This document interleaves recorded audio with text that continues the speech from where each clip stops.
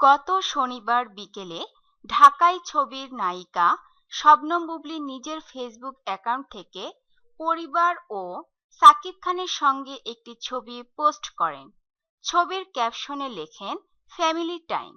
সেদিন রাতেই বুবলীকে ফোন দেন অপু বিশ্বাস। বিষয়টি নিয়ে এনটিভি অনলাইনের সঙ্গে কথা হয় অপু বিশ্বাসের। তার পরিপ্রেক্ষিতেই আজ বুধবার বুবলী কথা বলেছেন এনটিভি অনলাইনের সঙ্গে। সাকিবকে কেন্দ্র করে অপু আপনাকে ফোন দিয়েছিলেন। আপনি অভিযোগ করেছেন তিনি গালাগালি করেছেন। অবশ্য অপু বিষয়টি স্বীকারও করেছেন এনটিভি অনলাইনের কাছে। এ সময় তিনি ফেসবুকে লেখা আপনার স্ট্যাটাস নিয়ে আপত্তি জানিয়েছেন। অপুর মূল সমস্যা ছিল স্ট্যাটাসের ফ্যামিলি শব্দটি নিয়ে। এ বিষয়ে আপনার বক্তব্য কি? শবনম বুবলী: ছবিটিতে আমার 2 বোন আর বোন জামাই ছিল। সঙ্গে ছিলেন আমার 3 ছবির নায়ক সাকিব খান, যিনি আমাকে চলচ্চিত্রে এনেছেন।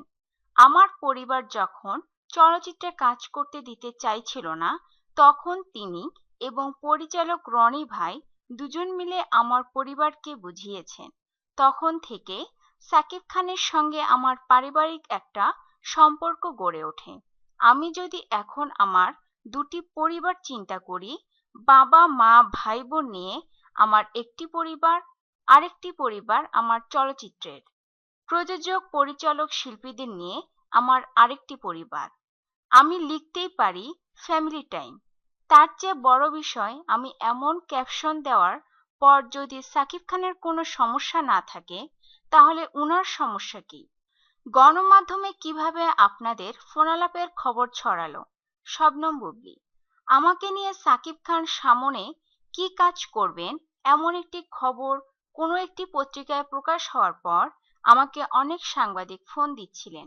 অনেকেই বলছিলেন অপু দিদি তাদের বলেছেন আমাকে নিয়ে নেগেটিভ নিউজ করতে। তখন আমি উনাদের কথা প্রসঙ্গে বলেছি যে অপু বিশ্বাস আমাকে গত রাতে ফোনে এমন আচরণ করেছেন। তারপর সবাই নিউজ করা শুরু করলো। সেদিন অপু বিশ্বাস ফোনে হুমকি দিয়েছেন বলে আপনি অভিযোগ করেছেন। অবশ্য এনটিভি অনলাইনকে অপু বলেছেন তিনি আপনাকে হুমকি দেননি। এক গণমাধ্যমে আপনি বলেছেন হুমকির পরিপ্রেক্ষিতে থানায় আপনি জিডি করবেন। আসলেই কি করবেন? শবনম বুবলী: আমি প্রথমে চিন্তা করেছিলাম যে আইনের আশ্রয় নেব। তারপর এখন চিন্তা করছি এটা করা ঠিক হবে না। একজন শিল্পী হিসাবে আরেকজন শিল্পীকে অপমান আমি করতে পারি না। তাছাড়া বিষয়টি নিয়ে অনেক ধরনের নিউজ হচ্ছে, অনেক কথা লেখা হচ্ছে যা আমি বলিনি। যেমন একটি খবরে দেখলাম আমি নাকি অপু বিশ্বাসকে অশিক্ষিত বলেছি। আমি দেখে নিজেই অবাক হয়েছি, কারণ আমি যে পরিবারে বড় হয়েছি সেখান থেকে বড়দের অসম্মান করাটা শিখিনি।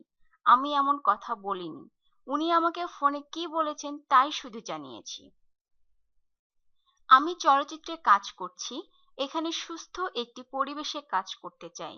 আমি মনে করি সিনিয়র শিল্পীরা আমাদের ভালোবাসবেন আর আমরা বড়দের সম্মান করব। সাকিব খানের সঙ্গে জুটি বেঁধে কাজ করছি, অন্য নায়কদের সঙ্গেও কাজ করব। কিন্তু সবার আগে সুন্দর একটি পরিবেশ চাই, তাহলেই আমরা ভালোভাবে কাজ করতে পারবো।